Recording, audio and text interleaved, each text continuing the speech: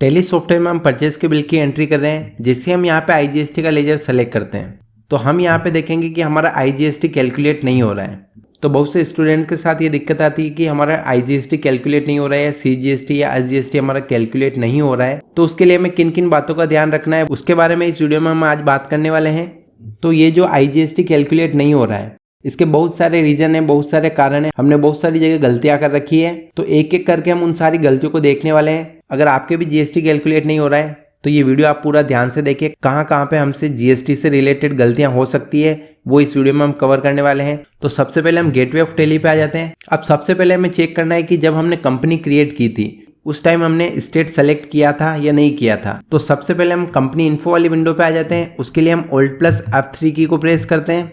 उसके बाद हम अल्टर ऑप्शन को सेलेक्ट करते हैं। यहाँ पे हम एंटर की प्रेस करते हैं और हमारी जो कंपनी है वो है वी-मार्ट, तो यहाँ पे हम एंटर की प्रेस करते हैं। अब सबसे फर्स्ट जो हमने गलती कर रखी है वो गलती हमने कर रखी है कि हमने यहाँ पे स्टेट को सेलेक्ट नहीं किया हुआ है। सीजीएसटी, एसजीएसटी और आईजीएसटी ये हमारा स्टेट से ही कैलकुलेट होता है। तो सबसे पहले हमें यहाँ पे स्टेट सेलेक्ट करना जरूरी है।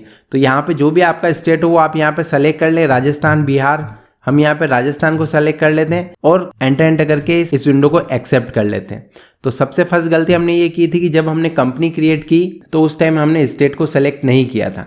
उसके बाद एस्केप की प्रेस करके हम पीछे की तरफ आ जाते हैं। अब हमें चेक करना है कि हमने अपनी कंपनी पे जीएसटी इनेबल किया है या नहीं किया है।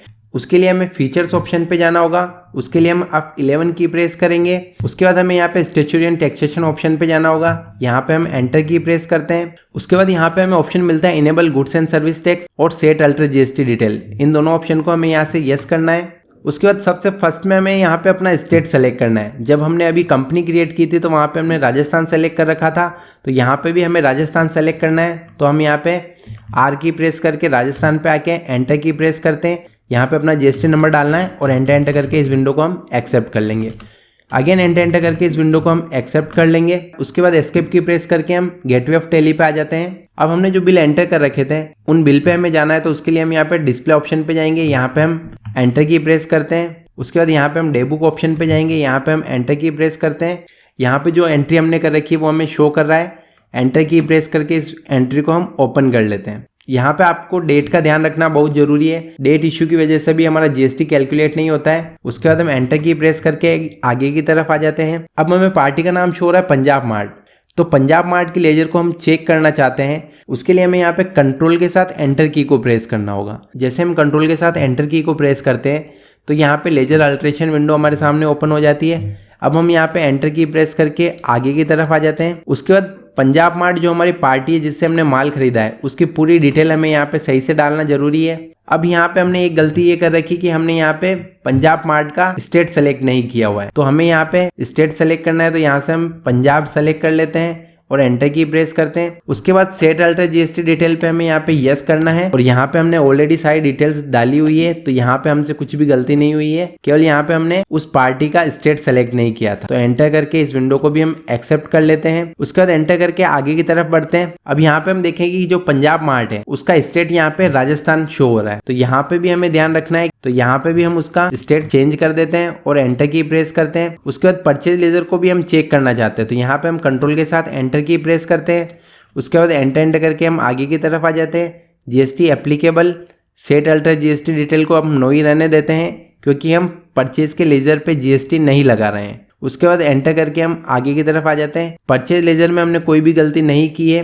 उसके बाद हम यहाँ पे स्टॉक आइटम पे आ चुके हैं। अगर स्टॉक आइटम को भी हम चेक करना चाहते हैं तो कंट्रोल के साथ एंटर की प्रेस करेंगे और एंटर करके हम यहाँ पे सेट अल्टर जीएसटी डिटेल को यस करते हैं।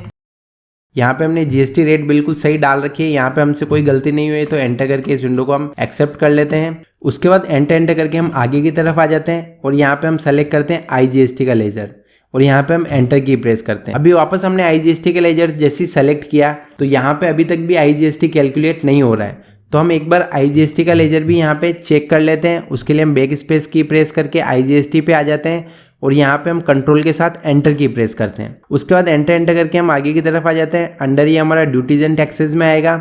टाइप ऑफ टैक्स के अंदर हमारा जीएसटी आएगा। उसके बाद टैक्स टाइप, तो यहाँ पे हमने एक गलती कर रखी है, हम अभी आईजीएसटी का लेजर बना रहे हैं। तो आईजीएसटी का मतलब हमारा होता है इंटीग्रेटेड टैक्स। तो यहाँ से हमने अभी सेल्स को सेलेक्ट कर रखा था, तो यहाँ पे ये गलती हमने कर रखी थी। हमें यहाँ पे इंटीग्रेटेड टैक्स को सेलेक्ट करना जरूरी है। तो हम यहाँ पे इंटीग्रेटेड टैक्स पे एंटर की प्रेस करते हैं और एंटर जैसे हम एंटर की प्रेस करते हैं तो यहाँ पे हम देखेंगे कि हमारा IGST कैलकुलेट हो चुका है। 2 लाख का हमारा टोटल लैपटॉप का अमाउंट हो रहा था, उस पर 18% के हिसाब से 36,000 रुपये यहाँ पे हमारा IGST कैलकुलेट हो चुका है। तो अगर आपका GST कैलकुलेट नहीं हो रहा है तो इन जगह पे आपकी गलती होने की संभावना है। तो आप अच्छे से अपने लेजर्स और स्टॉक आइटम को चेक कर लें और पता करें कि कहाँ पे आपकी गलती हुई है। इसी तरह के और यूजफुल वीडियोस के लिए आप चैनल को सब्सक्राइब कर लें और वीडियो को लाइक जरूर करें।